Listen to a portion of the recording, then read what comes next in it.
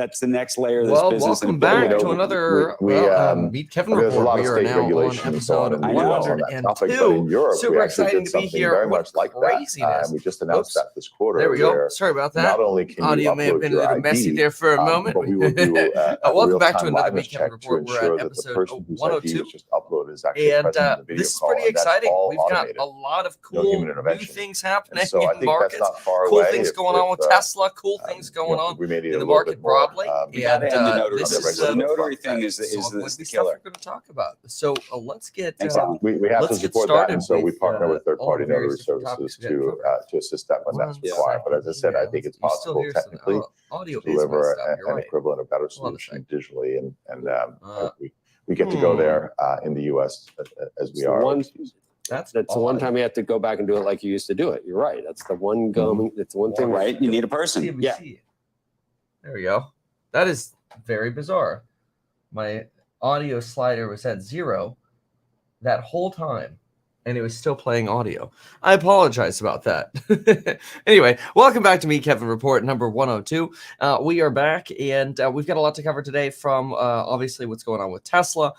There's some talk also about China once again, but finally it's going in the direction that we were basically expecting. There's this constant talk and thinking that China is going to see this massive boost of inflation again.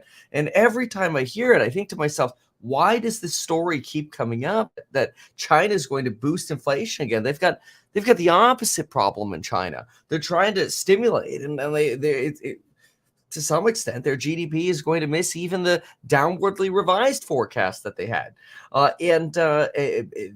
think the thinking is that, hey, if Europe and America need to raise rates, well, then China needs to raise rates as well. But China's really facing, at least according to this fantastic Wall Street Journal piece that came out, which I agree with, because mostly we've been saying a lot of this for the past many months here, that China is actually facing a more likely risk of, quite frankly, deflation. Prices charged by Chinese factories tumbled in May at their steepest annual pace in 7 years, and consumer prices barely moved. The Wall Street Journal suggests that not only is this obviously bad for China's 5% growth target this year, which is compounded by sort of their miss on exports just a few days ago, but ultimately, if they end up getting into this cycle of essentially persistent deflation, you could end up having an economy that falls victim to the downsides of deflation. Remember the downsides of deflation. The downsides of deflation are more psychological than they are practical, because from a practical point of view, we should all want deflation, right? We should want prices to come down. Unfortunately, what happens when prices come down, that is prices for things that we need to buy, is as a society, we just delay the purchase of those things. For example, if we suspect that the prices of a car are going to keep coming down, then we would eventually expect that, to the extent we can, we would just wait to buy the car. But the problem is, the more companies and businesses wait to invest in either vehicles or assets or whatever, the less money circulates throughout the economy, and then you actually end up with GDP shrinkage, which is really bad. This is why central bankers, along with obviously like monetizing the debt, come on, let's be real, but this is why generally central bankers want to target around a 2% inflation rate. They want some inflation, so that way there's this incentive to continue to invest and innovate and grow. And so what we're seeing in China with these falling prices is obviously good for global inflation. It's an anchor to global inflation, but it also is a sign that China is quite different from the rest of the world in terms of where it is economically. Much of Europe and the United States or Australia or Canada have seen pain from higher interest rates, have seen an adjustment in their real estate market. The United States recovered quite well already because of and thanks to the 30-year mortgage, whereas Canada and Australia and parts of Europe haven't been so lucky in terms of the real estate market. But broadly, many asset markets aren't actually doing that horribly, given kind of what the markets were pricing in last year, which was the Depression, Paul Volcker, and a real estate crash, and it already just everything was being priced in last year. Whereas today, we're not really seeing that sort of pricing in of such pain anymore. Hence our Nike swoosh recovery. But this Chinese deflation is not only something to pay attention to for weaker growth on headline GDP for China, something maybe that could end up being a red flag for investments in China, but it contributes to anchoring a global inflation. And then ultimately, it probably puts less pressure on commodity prices. So that's something else to consider. So whether you're investing in Chinese stocks or you're investing in American stocks with exposure to China, or you're betting on commodities because of China, it's worth noting that the present indicators, whether it's producer prices, which are not holding. I mean, look, consider these, for example. Okay, consumer prices rose 0.2%, which that report just came out today, and that was slightly higher than the 0.1% we got in April. But China's government isn't targeting 2%; they're actually targeting 3% inflation, and they got an annual gain of 0.2%. That's not a month-over-month number; an annual gain of 0.2%, and the target's 3%.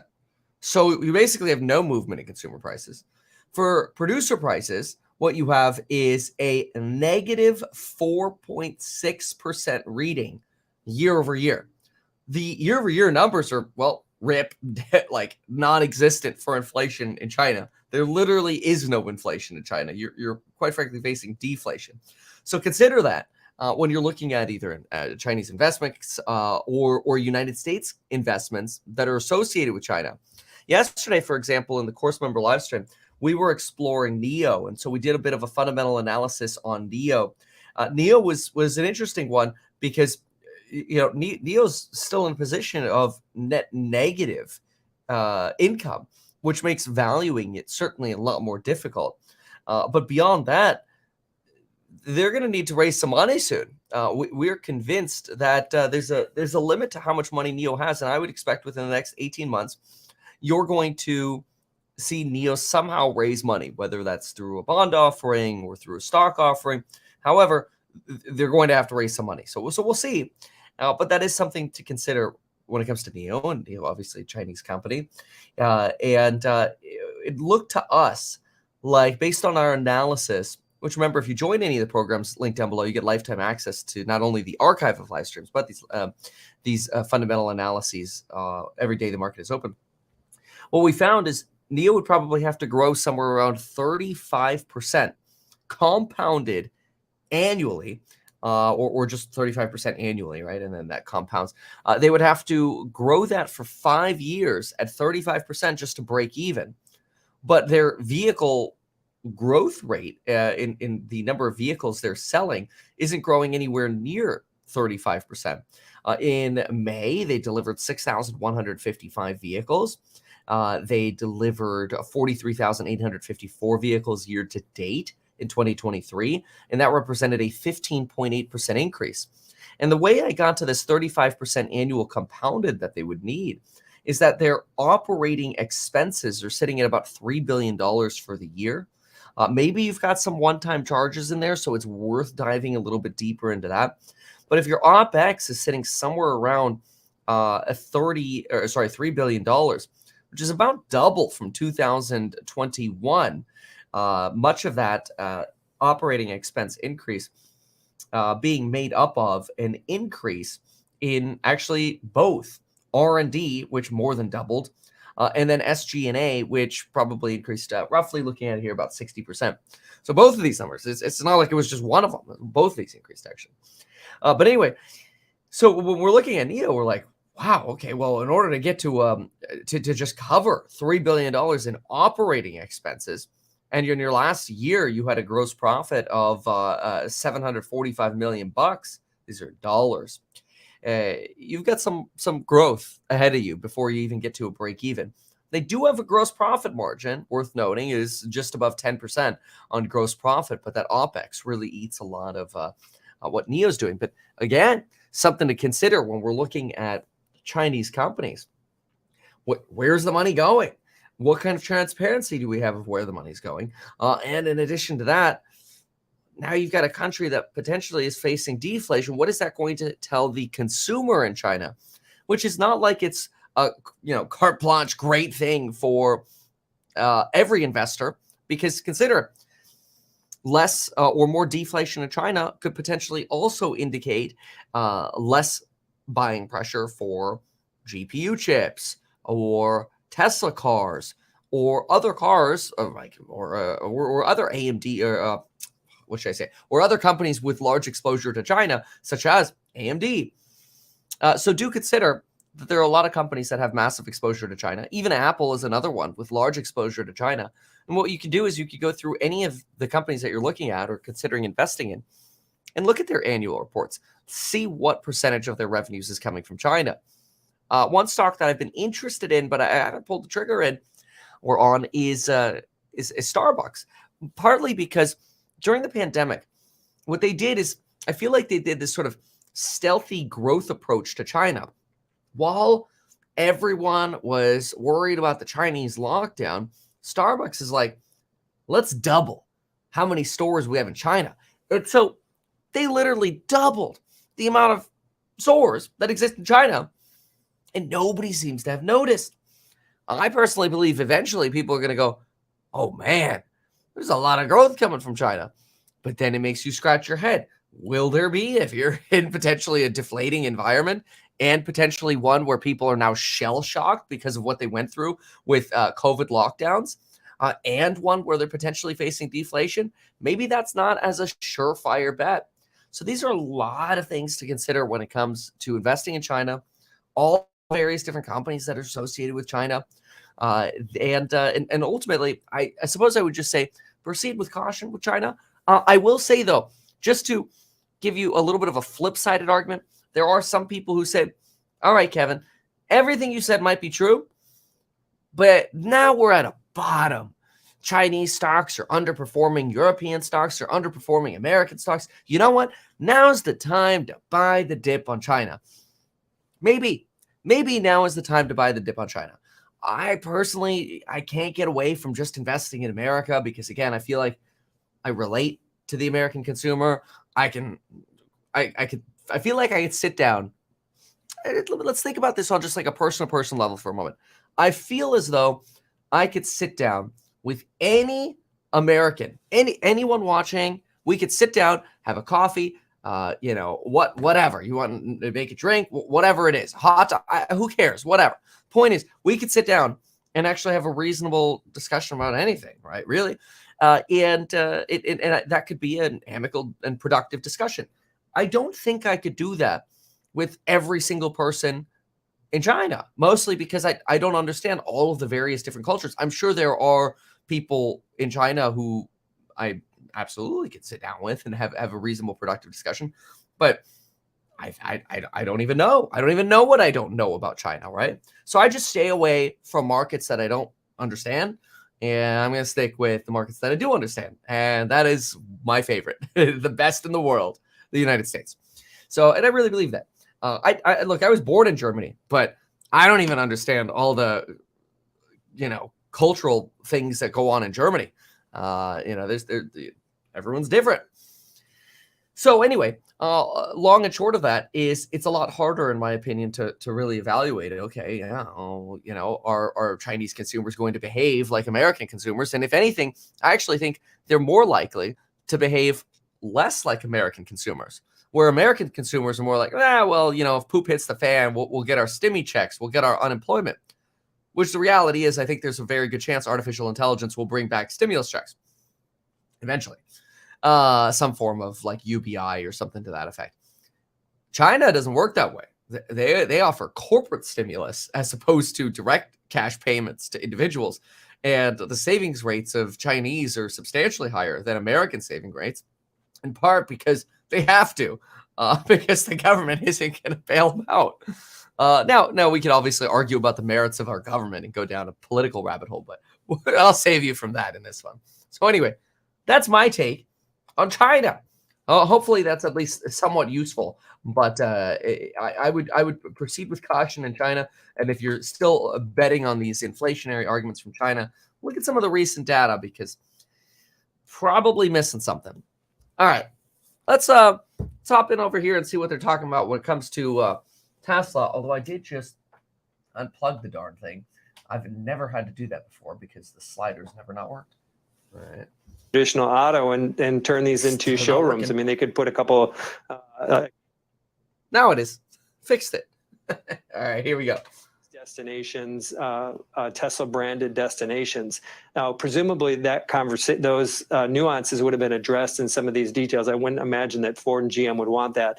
But I think from a branding perspective, there's a big opportunity that Tesla can do as they build out this infrastructure. And Kathy, again, is correct here, is that in the sense that they're going to be GM and Ford. They haven't been explicit about what the amount is, but they're going to be funding some of that infrastructure build. So presumably Tesla could add some of these other services or just add more branding at the cost of traditional auto. And at this point, we have a number of other automakers on the screen, including Toyota. Does this force the issue? I'm thinking Chrysler, of course, and others. I mean, it's just basically every car manufacturer in America now have to get on board? Yes, I think that I was surprised at the speed. It took 2 weeks for GM. You had mentioned the kind of that distance, that bad blood between the two companies. It runs deep.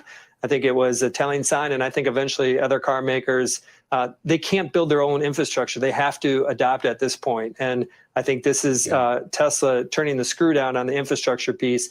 There's still oxygen for other traditional automakers. I do believe that they are in a tough spot, not because of the charging network. I think there's a long list of reasons why traditional auto is in a tough spot. And what does this do?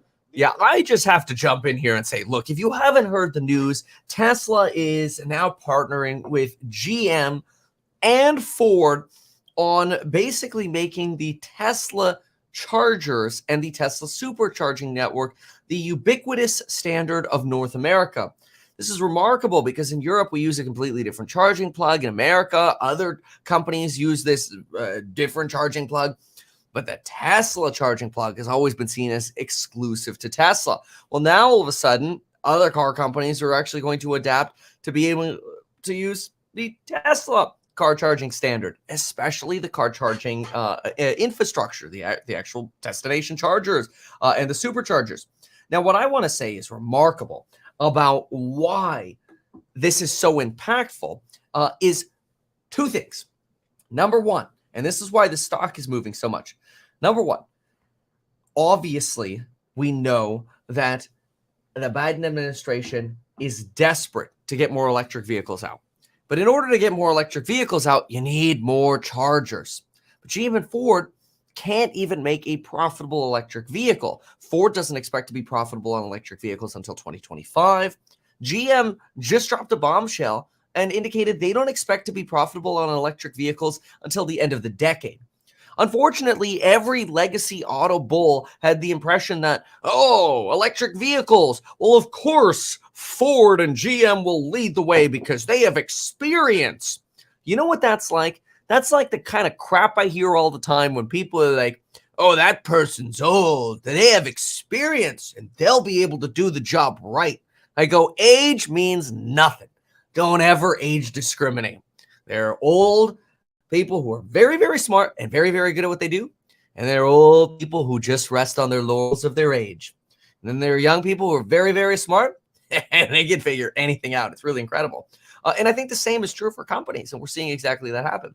So the Biden administration, in my opinion, is going to shower Tesla with tax credits directly from the Inflation Reduction Act. We know the Inflation Reduction Act has energy infrastructure investments slated for somewhere around $380 billion. However, remember what Goldman Sachs told us.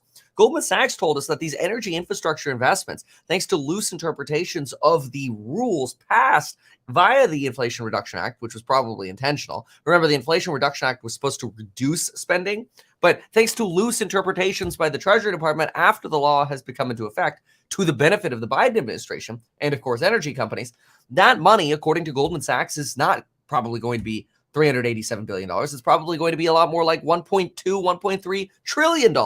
In other words, 2 or 3x what the Biden administration and Congress had suggested the spending would look like. A lot of that money, I really believe, is going to get showered to Tesla to continue to build out superchargers. So even though other car companies are going to start using these Teslas, we're going to see 2, 3, 4, 5x the number of charging stations everywhere. This is really a win for everyone. Now, personally, I have a little bit of this like this innate. I think this is in nature. Okay, I've personally gotten over it, but I do think it's innate. Like, you have this feeling if you have a Tesla, you're like, that's mine. Back off my charger. I want the charger available for me because I bought a Tesla. So back off. Take your Ford and GM somewhere else. Yes, that is a very real feeling that a lot of Tesla owners are going to have. They're going to feel this feeling of, wait a minute. Like, okay, well, it's going to take time for you to build more chargers out. And that's true. There's going to have to be a balance in how they sort of release the availability of these network chargers to these other companies. It's not going to be overnight by any means. In fact, I looked on my map locally, and most of the Tesla chargers were locked to third-party vendors yet. And I think that's because they still want to build more infrastructure before burning the Tesla car owners. So I do think Tesla is managing that balance. And I think if you're a Tesla investor, you really have to trust Tesla to manage that balance and not worry about it. Now, but what I do think is really incredible, is the following. A Tesla it requires you use the app in order to charge your non-Tesla, right? Well, watch this. So this is the Tesla app. Now, I'm going to take one finger, and there are two things that you could do with one finger on this app. Okay. Number one, you could kind of put it on the right side of the phone. And this is all about user interface, right? This is incredible. Watch this. If I put my finger on the right side of the phone and I swipe to the right, which is what you have to do, or I guess that would be a swipe to the left, but I move the screen to the right, in order to get to how to charge your non-Tesla, watch what happens. So I'm going to grab here. Oops, I accidentally clicked order now. Oh, was that intentional? Abso-freaking-lutely. Now I'm going to scroll my finger just one time. Oh, it also kind of ends on order now. All right, I'm going to keep scrolling. Oh, there it is. Charge your non-Tesla. So for you to actually get to charge your non-Tesla, you have the likelihood of accidentally clicking order now. But then if you swipe once, you still see order now. Or best case scenario, you have to swipe twice, which gives you plenty of an opportunity to happen to look at this order now button, which is actually very convenient because look at that. The first button is Experience Tesla. Smart. Free test drive. Come on by anytime. Not that hard. Just click the button. Come experience a Tesla. Look at how smooth, by the way, the ordering screen is. You want to order, let's say, a Tesla Model Y. Here you go. $7,500 tax credit, potential savings listed here, purchase price listed here. Hey, which model do you want? You know what? Okay, let's say you want the Model Y Performance, and you can scroll through this. I'm going to pick the blue one. You get to play with it right here and customize it as you wish right here. Get your autopilot if you so please or whatever, and then continue to order your Tesla. And you can, go ahead and summarize your order and basically put your $250 deposit down right now with Apple Pay. So 2 clicks after you accidentally click on order Tesla, when you really just meant to go charge your Ford or GM vehicle, you could be ordering a Tesla. So not only is Tesla going to get showered with vehicle credits from the Biden administration, but they're basically going to take these credits and build in a perfect advertising model into the actual app and then show off those additional federal tax credits, maybe even state tax credits that you get within an app where people are very likely to just accidentally press on order Tesla when they want to charge a non-Tesla. No, I don't think it's like they're trying to manipulate people to buy Tesla. They're just making it very convenient for people to buy Tesla. So remember, for you to charge your non-Tesla, you must download the Tesla app. And then you kind of have to scroll over to get to charge your non-Tesla. Now, it's possible that if you don't already have a Tesla, your Tesla's there on the left won't show up. So maybe it just starts like this, right? But still also brilliant because your first button here is order now or get Tesla insurance or Tesla shop. All of this is money for Tesla. you still have to scroll over to charge your non-Tesla, which is great. But not only that, think about the social aspect of this. You go plug in your Ford or whatever at a Tesla supercharger, and you get out and you see all the Teslas. It's going to be a great opportunity to sort of be like, oh, so how's that full self-driving? You realize a lot of people today, they still think full self-driving only functions on the highway. Full self-driving is phenomenal. I barely drive anymore, even in the cities. Everywhere I go now, and it didn't used to be this way, but everywhere I go now, I turn on, I put in a little address, and I set it to self-drive. And I just sit there like a supervisor. And it's great because it's taken so much of the anxiety of driving away and just sort of the effort of driving, which I know that sounds on one hand crazy because some people are like, hey, come on, man. Like, what do you mean the effort of driving? Try FSD, and then you'll understand the effort that actually went into driving when you feel the effort of not actually driving. It's kind of like being a passenger in the front seat. It's almost what it feels like. Like you're kind of still looking around and you're like, oh, hey, heads up, that light is red, right? Like you see that, right? Oh, hey, that guy's coming over. That's kind of what it feels like. It feels like you're more of like a backseat driver in the front than more than actually driving, which is incredible. But it's really what's fascinating is this will just be the beginning. So you've got Ford and GM. These will be the first movers, which is weird to say, but the first movers to follow the first mover of Tesla into the Tesla supercharging standard. That'll incentivize even more supercharging construction, incentivized by the Biden administration. So basically free supercharging networks or near substantially subsidized. We'll put it that way. I don't want to say free. And then you've got these built-in basically ads here for basically buying your own Tesla in the Tesla app, which you need in order to charge a non-Tesla. And you need the app because the Tesla chargers, they don't have any kind of like stupid credit card window or whatever where the pain of paying is like super high for you to use the darn charger. That doesn't exist. In fact, Tesla was going to build some superchargers in a city in California. I can't remember which one, but the city required Tesla to put in some kind of like on terminal payment infrastructure instead of using an app. And Tesla's like, F you, screw you, you don't get superchargers then, which is the right answer. Because it's like, what a pain in the butt to go to, and I've done it before, but to go to a stupid supercharger, plug the thing in, and then you have to stand there and like, okay, I got to now use my credit card and I got to enter it into this stupid machine or what, and all this crap. It's a pain in the butt. Whereas if you just had an app, click, all right, boom, plugged into number 7, great, boom, charge, done. And then you walk away. It's so great, so easy. Now with the Tesla, you don't even need to open the app. You just literally open the charge port, plug it in, walk away. Even better. So revolutionary. This is a big announcement from GM here to follow Ford as well. And it's likely now that you're going to see the Volkswagens, the European autos, and anyone else who wants to compete in the electric vehicle space in America to also at least provide the optionality to their customers. That's a big deal. It's going to be a selling feature. Hey, you get access to the Tesla supercharger network. And quite frankly, it blows my mind because on one hand, if I'm GM and I'm like, buy our electric vehicle, but use Tesla superchargers. Quite frankly, to me, there's nothing that screams dying company more than that. You know, to me, it kind of be like, use me as a real estate agent, but we're going to put somebody else's sign in front of your house because I suck. But I still want to be your agent. I still want to get your business. Like, to some extent, you really have to take an L here to accept these Tesla superchargers. But they realize we're not profitable on the vehicles. We don't want to burn our investors for the next 10 years trying to build out a competing supercharging network. So screw it. Let's just buy Tesla. It's really incredible.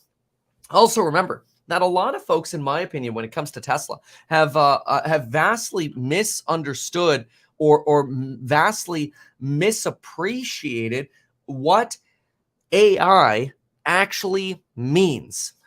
So remember, from a stock market point of view, right? Remember, artificial intelligence is fantastic. Look, I've got a course on how to make more money. It's our entrepreneur and employee course. Like, basically, if you want to make more money as an employee or you want to make more money as an entrepreneur, you join it, right? And so what I decided to do is I added about 35 lectures, and we probably got another 15 in the works or so to the feature the AI productivity group. And it's great because rather than just like, oh, like here's the latest and greatest, tool you're going to use for 20 minutes, this is actually like, oh, wow, here's how I can really incorporate AI to actually make more money. That's the sole basis of every lecture in that program on AI is like, how do we actually make more money? But I'll tell you, one of the big, and this is a little hint for you, one of the spoilers in it is that I say in almost every lecture, this is not about the tool. This is about how to use the AI. And that's because, and I say this as well, I don't give an HE double hockey sticks what tool it is. I don't care. We have zero loyalty to the tool. We have loyalty to us being educated on how to use it better to be more efficient entrepreneurs or employees. That's what matters. Now, that is a big red flag to software companies in AI. Listen, I saw a thing on Y Combinator yesterday or whatever that 50% of the startups are like, we're AI startups. It's all bullshit. Like the odds of these companies making a lot of money in just AI is stupid. The reality is good companies will use AI to make themselves more productive. But just AI software companies and trying to make a buck with an AI software company, good luck. Because you're begging people for like $5 subscriptions all over the place. And then 2 weeks later, somebody just makes a better version of your own app. And then you have to then you go bankrupt, basically. Point is, and this loops back to Tesla. Everybody's forgetting that Tesla is actually your profitable version of an artificial intelligence service. Everybody forgot that. I didn't. I'm like, folks, this AI craze is literally exactly what you want with Tesla to boost Tesla stock. In fact, I did a Yahoo Finance interview, and you can find it. Look at this. Three weeks ago. Nobody believed it. Nobody believed it. Everybody got mad at me. Whatever. But look at this. Go to Yahoo Finance. Tesla will be the best AI play of the next decade, Kevin Paffrath says. May 17th. See, it's June 7th, 3 weeks ago. May 17th. Kevin Paffrath, financial analyst, YouTube host, blah, blah, blah. And then basically we talk about the shareholder meeting and this video that we went on. And I talk basically about how you could just look up the interview. But I basically talk about, is this it? I think this is it. Oh, yeah. Hey, look, there's me. But anyway, we talk a little bit about Tesla advertising and it being the best AI play because they actually make money off the AI. And just like I talked about how functional the FSD is becoming, where else could you potentially sell an AI product for $15,000? Remember what I just set up. A lot of the little AI crap tools and startups are trying to, sell you like AI blowjobs for $5. Okay, those are sloppy. That's nasty. Okay, whereas over here at Tesla, they'll sell you $15,000 one, and they actually get it, or they charge you $200 a month. Like all of a sudden, you start thinking about it. Like, damn, didn't even think about it. If you're going to invest in software companies, where are you going to get the bigger money? Tesla. So very, very exciting. That's something to keep in mind beyond obviously chips. Even Elon Musk himself is complaining about a lack of chips, and that's all going to obviously increase order demand on companies like AMD, maybe to some nominal extent your IBMs and your Intels, obviously more like your NVIDIAs, your TSMCs. Elon Musk partnered with, he bought some server space over at Oracle for his AI startup. His sort of like OpenAI competitor, if you will, which it seems to be more of like the foundational part rather than like let me sell you the $5 service on top of AI, the AI backend. And he's like, we can't get enough chips over here at Oracle to actually sufficiently establish the servers that we're trying to build out. So I do think there'll be shortages as well, which will bode well for chip makers. But again, this is why I've regularly said, look, if you want to invest in AI, and I've been saying this since like November, chips and Tesla. But again, that's just my opinion. I know it's worked out very well so far, but at some point that will stop, and that's at some point we're going to go back to realizing, oh crap, we do also have to consider valuation. Darn. So I mean, look at valuation for a moment. So Tesla's projecting $3.45 of EPS. The sucker's now at $250. Honestly, it could go to $400 by the end of the year, which is insane. But it could. And honestly, I mean, I look at it, I go, if Tesla's start going to over $300, I'm going to be like, all right, we're going to start getting to the point where it's maybe eventually going to be time to start diversifying at least a little bit away. But anyway, so at $250 divided by $3.45 of EPS, we're looking at a 72 forward PE ratio. Now, we are looking at about 35% growth. So we're at a 2 peg. You know, Tesla literally went from a 1 to 1.4 peg to a 2 peg very, very quickly. And I actually think right now it's mostly running because of this realization that the legacy companies just aren't winning. It's not even really running on the AI revolution yet. That part hasn't even been built in yet. That's even more wild. So things to keep in mind. I mean, look at this. Tesla right now in pre-market is up 6.2%. NIO's down 1.28%.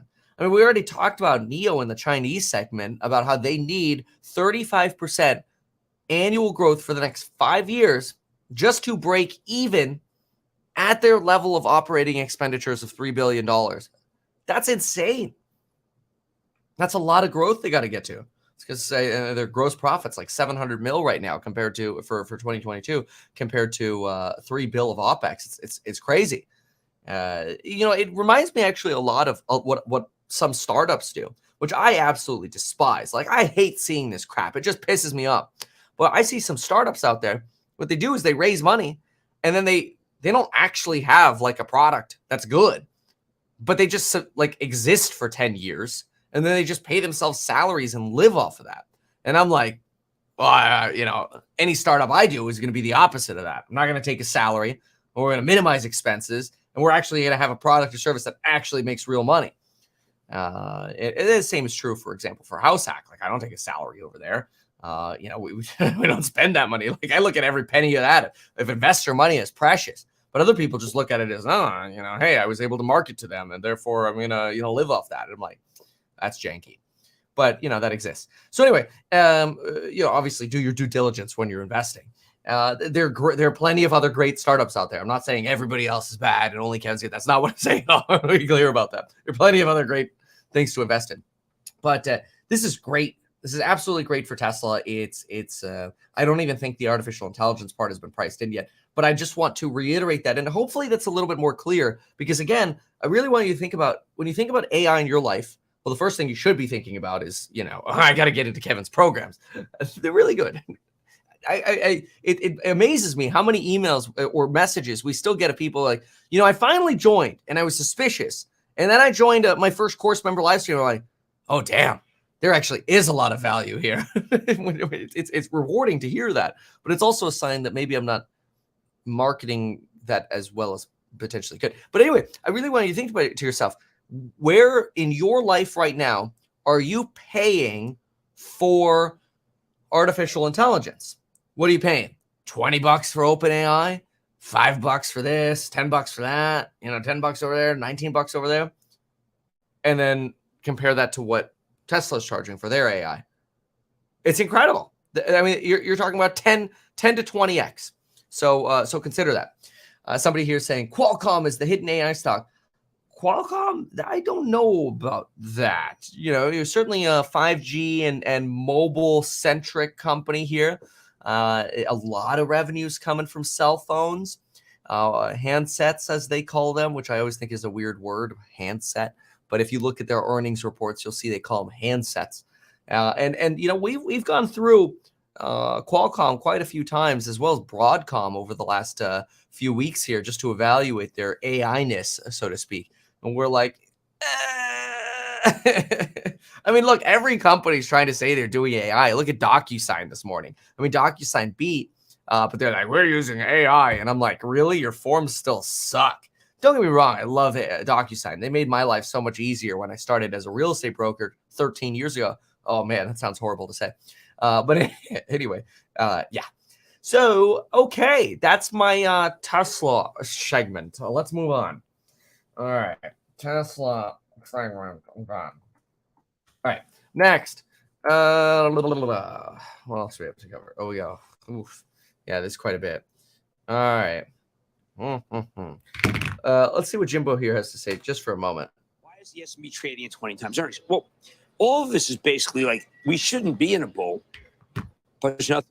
Oh, Scott, thank you for saying that. Just saying, Kevin has the greatest value info for the money you pay. That I have found.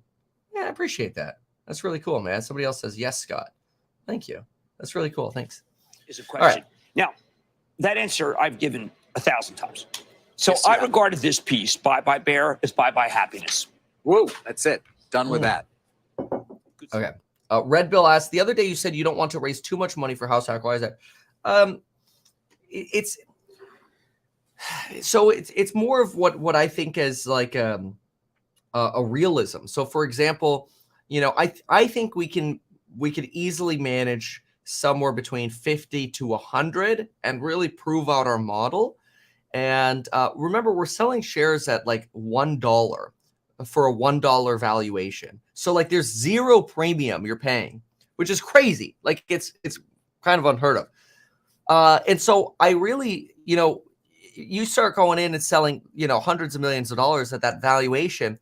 I'd prefer to ideally reward the original investors and limit that to some extent to where we can actually deploy that capital, really prove the model, make lots of money, hopefully, knock on wood, with our models. And then, if we want to raise more money in the future, we could do so, but it would be at a hopefully, knock on wood, no guarantees, at a substantially higher valuation, like a real market valuation as opposed to 1-to-1, right? And then we can raise $1 billion. You see, or like once the model's built out. So there's a little bit of that, of like, I want the people who support me on YouTube to win from that, from investing in House Hack. That's why we're going through the Reg A, which has been a lot of work, but it's going very well. Our audit just finished, and we're really excited about it. So anyway, okay, that's that answer. Let me get to this next topic here right after we listen to Jimbo for just a moment. Oh yeah, an update on the Series A is we're hoping like by mid-July to August, the Reg A will be active. Hoping. Oh no, it's the floodgates about to. Real? Oh, come on. Well, that would have been better. The Buy Buy. We've had no IPO activity now for 18 months, practically. By the way, M&A activity remains at a very low number. It's why John Waldron from Goldman Sachs walks around pretty depressed all the time. What? It's like Debbie Downer. You mean like he needs lithium? Is it more of a? Just saying. It shows up. Maybe Bloomberg. Boospar. I mean, that could work for him. Those others. If there's just not a lot of capital. There's not a lot going on. So okay, Carvana may be important. I don't know if it's going to open the floodgates. The difference between you, in your view, Carvana, and me, sorry, and my view. Forget. Kava is not a short. Carvana and it's Carvana versus Kava, and they're the same thing. When Kava opens at a premium, what happens is John Waldron gets off his antidepressants, gears up the machine. That's, Solomon stays in his. Oh, yeah, I know what you're talking about, Steve. That's a good point. So just some other things I wanted to touch on, and then we can get into a larger topic here. But Binance US is officially going to halt dollar withdrawals. So you won't be able to get your money out of Binance US anymore in 4 days. So I'd just like to provide a warning that in 4 days, Binance US will halt dollar withdrawals. So something to keep in mind. Now, it's dollar withdrawals. You could probably buy a coin and still get it, but keep an eye on that. You've also got this report potentially that over Memorial Day, Bud Light sales dropped 60% thanks to the whole trans boycott. I personally enjoyed this Elon Musk tweet, although I think it's a little, it's meant to be facetious. Like don't take it seriously. But Elon Musk is like, you could spend $3,600 on artificial intelligence, or you could spend $20, or not artificial intelligence. You could spend $3,500 on Apple's augmented reality, or you could spend $20 on this other version of augmented reality. Let me see if I can get this to focus rather than putting it up on screen. No, come on. Just put it up on a screen, would you? Sorry, I'm being lazy. I'll put it up on screen in a second. But I thought it was hilarious. I'm like, Elon would put it that way. I'll put this up on screen. I should have had it handy, but I didn't. So keep that in mind when it comes to Binance. And that is going to be, I think that issue is going to get a little more serious than less serious. I'm not a big fan of CZ. I think everybody knows that already. I think I've made that exceptionally clear on the channel. But you never know. Okay, here we go. I actually put it up on screen now. Here's Elon Musk's augmented reality tweet. So look at this. Elon Musk letting you know that there's a $3,500 augmented reality vision set from Apple, or you could get mushrooms for $20 and get yourself augmented reality. Good one, Elon. At the same time, there's some talk that potentially an FBI document is alleging that the Biden administration, before it was the Biden administration, basically Joe Biden was paid up to potentially $5 million by Burisma, that same firm that at one point, let's just say, used the services of Hunter Biden. We're getting a lot of political conspiracy theory around that. Or maybe I shouldn't call it conspiracy theory. You're getting a lot of political talk around that. Whether that's these are like politically motivated counterattacks because of the Trump indictment that just came out, or if this is like, wait a minute, we got to keep digging here, because the more you look at the Hunter Biden laptop, the more things are like, wait a second. Then you've got Tucker Carlson, which it seems like now every time Tucker Carlson posts a video on Twitter, every time he posts a video on Twitter, he has to say something extreme, or at least provide some kind of extreme innuendo. The first Twitter video he posted, he basically confirmed the existence of aliens. Then if you look at the last video, Tucker Carlson is somewhat implying that Barack Obama might be gay. And so a lot of people are now scratching their heads going, is this the new Tucker, where Tucker is now saying even more extreme things? Or is he right? If he's right about both those things, maybe that's not extreme, right? But a lot of people were like, oh, Tucker, if he does his own thing, he's going to moderate and he'll relax and he'll do less extreme things. So far, it feels like it's going in the opposite direction, which in a weird way is kind of what happened with the Trump presidency. Remember when Trump got elected, everybody's kind of like, at first, oh, he's going to go in there and he's going to throw the furniture around. He's going to, really shake things up, and it's going to be great. And don't worry, we know he's got flaws and we know he's a little wild, but he'll rise to the professionalism of the presidency. No, he became even more extreme. That's not a bag on Trump or Tucker or whatever. It's just interesting. We keep thinking that, when people rise to sort of a different means of communication or power or position, they'll normalize. No, they just become like an amplified version of themselves. Kind of interesting. Someone's asking, is there any possibility that Michelle Obama is a man? Oh, man. See, these are just not the conversations we need to be having. This is finance. We're going to talk about finance. That's what we're going to talk about on this channel. So we can't even read these comments. I shouldn't even read some of these out loud. Anyway.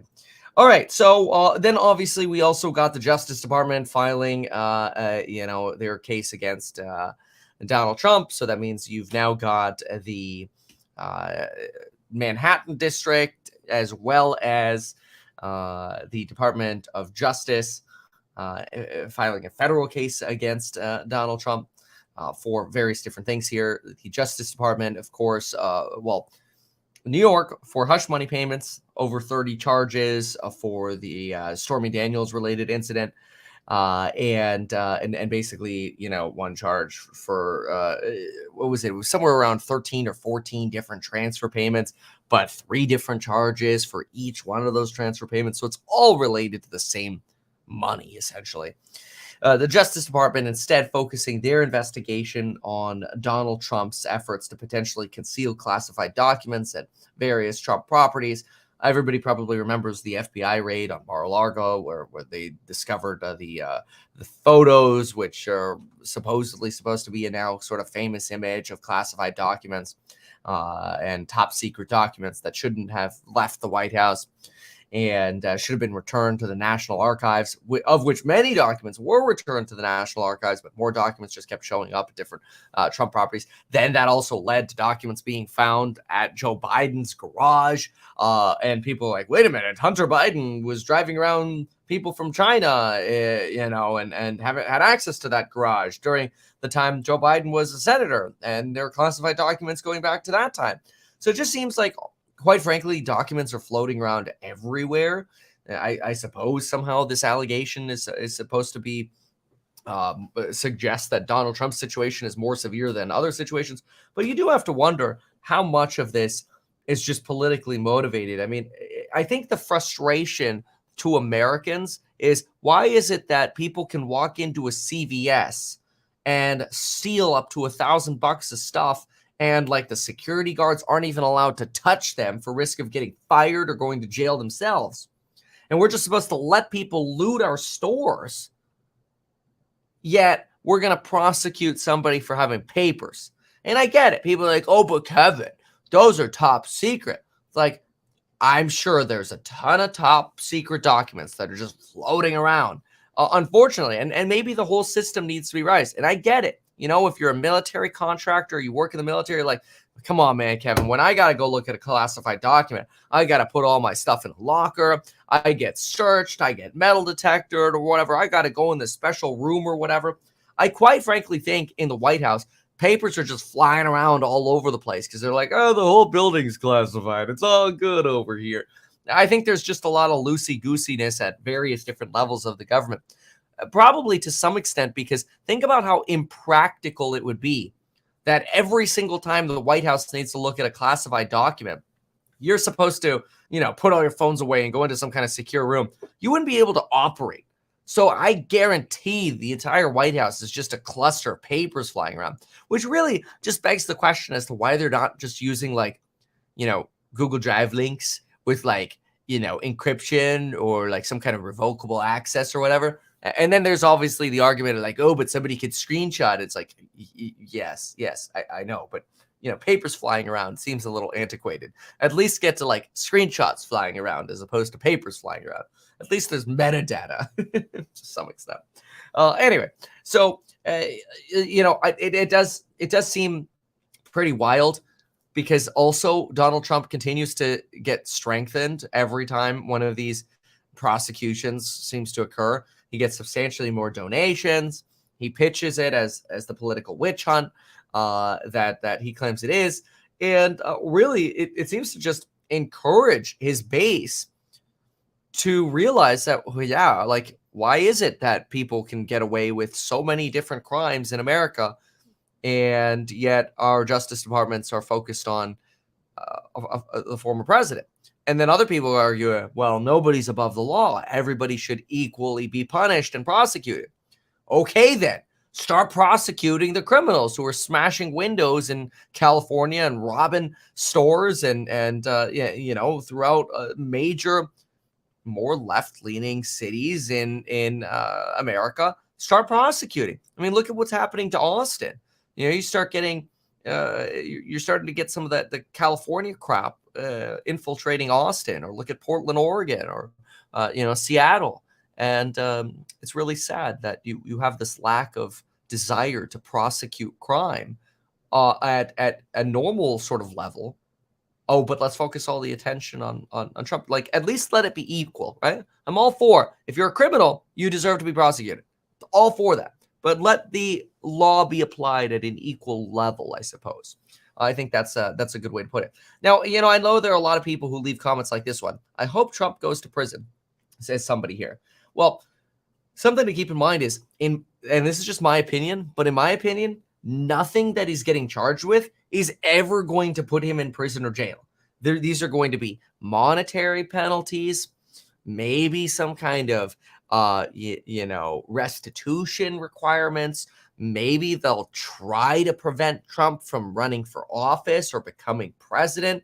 Maybe they'll even impeach him for a third time if he does become president, because these investigations or whatever will take years. Well, the investigations have been going on for years. These court cases will take years. But do I actually think Trump's going to end up behind bars one day? No. And as somebody, I mean, like, you would need a smoking gun felony, not the classy nominal felony that you've got in New York. You would actually need something good. And I'm not saying that there weren't potentially violations with these documents or with hush money payments or whatever. And I do think to some extent Trump is a little bit of a shyster. You know, I believe that he probably inflates the values of his properties on financial disclosures, and you know, he probably uses every tax trick under the book, as we've seen in the tax cases against Donald Trump. He does. But or when we look at his tax returns. But quite frankly, that's called America. That's to some extent what you do, like what people do. It's like you know, when you get an appraisal for your home, do you want it to come in low or do you want it to come in high? No, you know, you clean up, you light the candles, you know, you try to do your best to make sure you get the best potential outcome. And I'm not encouraging people like lie or be deceitful, but like what do people do? They look for every tax loophole that exists and they do their best to utilize it to the extent it's appropriate within the law and reasonable, right? And of course, to the extent that is reasonable, your goal is to make the value of your properties or your company be as high as possible. I mean, that's what you're incentivized to do. And so that's what people will do. To the extent that it rises to the level of fraud is obviously the question. But does that difference end up landing Trump in jail? You know, if he overvalued, let's say, properties to an extreme level, probably not. Probably lead to some kind of like, all right, money payments. But guess who's going to end up paying for all of these penalties? The campaign donors. Now, I know then people are going to go, oh, but Kevin, you can't do that. You can't take campaign money and pay for personal issues. Of course not. But you could find ways to cover the payments. Think about it. Donald Trump, for example, owns his, you know, whatever, I think it's a 747 jet, his Boeing. And I guess the campaign is just going to happen to pay a little bit extra every single flight compared to last year because of inflation. And now all of a sudden, what happens? You know, he's getting his money back anyway. And it's basically coming from, it's going to a legitimate campaign purpose, him traveling around. Campaign just happens to be getting charged a little bit more money for a legitimate purpose, and that just replenishes whatever penalties Donald Trump potentially has to pay. So reality is he's not going to go to jail, and even if he gets slapped with millions or tens of millions of dollars in fines, his political donors are just going to end up paying for it. Which, there you go. Like, really and nothing off Trump's back. So no skin off his back, as they say. But anyway, so that's my take on all this Trump stuff. Yeah. Anyway, okay. Hopefully that was useful for you. Trump's got the best accountant in time. Yeah. His famous line, that makes me smart. So it was a good rebuttal. Somebody's like, but Donald Trump, you're not paying your share of taxes or whatever. I can't remember exactly what it was, but it's something to the effect of him using tax loopholes. And he's like, yeah, that makes me smart. I mean, like, again, like, obviously your goal is to do whatever you can to minimize your taxes. The video of Biden trying to walk to a podium as he salutes the wrong person is embarrassing. I am very disappointed with, let's just put it this way. I'm very disappointed with our political candidate options. Like, I really wish we could just, frankly, have a normal American run for president, but actually get the support of people, not be like a fringe candidate who can't can't fundraise and actually compete. Maybe that person's out there, but we'll see.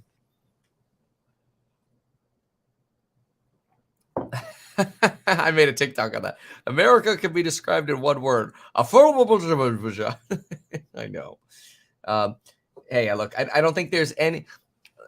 Look, even Democrats and I really consider myself really in the middle. So, when I say Democrats or Republicans, I don't want to alienate anyone. Mostly because I feel like I could get along with like 95% of the people watching, whether you're Dem or Republican, because I think we have a lot of shared values on both sides. That doesn't necessarily mean I agree with, the extreme views of any individual from the extreme view that's far to one side, but that doesn't mean you still can't be friends. There's some people I'll go to beer with or whatever, or coffee more recently. And they might have an extreme view on one really politically charged topic and be like, oh, okay, well, I look at it a little differently, but that's okay. But yeah, it does seem like even Democrats today are convinced that Joe Biden is kind of losing it. And there are actually a lot of people now, because of that, trying to motivate people like Gavin Newsom to run, which personally would probably be a blessing for Trump or DeSantis. Like if Gavin Newsom wins the primary against Biden, I personally think you're going to end up seeing Trump win. If it was Newsom versus Trump, I think Trump wins. I think if you get like a Biden versus Trump, you might end up with a repeat of 2020. Even though people know that like Biden's kind of losing it, even though people realize that, I think there'll be more resistance to Trump and more acceptance of the wildness of Biden. I don't know that. It's just an opinion. Don't sue me, bro. But if you put Newsom against Trump, even though Newsom's with it, I'll agree with it. Even though he's with it, like he's crazy in my opinion. I don't, his policies are insane, and they suck, and they're ineffective. But like as a human being, at least he's like capable still. America is going to be so fed up with the idea of Californiaing all of America. I don't think there's a way in hell you could really end up seeing a Newsom win the presidency, because America does not look at California as the golden state anymore. America looks at California as an example of what not to do. Don't California my Texas. Don't California my Florida or my Georgia or whatever. Stay in California. And don't get me wrong, California is beautiful. California wins because it's got the weather generally in SoCal. Lately, the weather's been a little funky this year in SoCal. But generally, it's part of the Mediterranean climate. It's the best climate in the world, and it's the only place in America that you could get this climate. It's the only place in America you could get the Mediterranean climate outside the Mediterranean. And some would argue the California version is even better than the Mediterranean version. But when it comes to California politics and trying to apply that to a national level, people should be repulsed.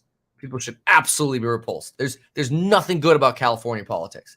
Zero. It is not an example for America. And I would be very disappointed with America if we ended up getting a Californification of America. It would be very, very bad, in my opinion.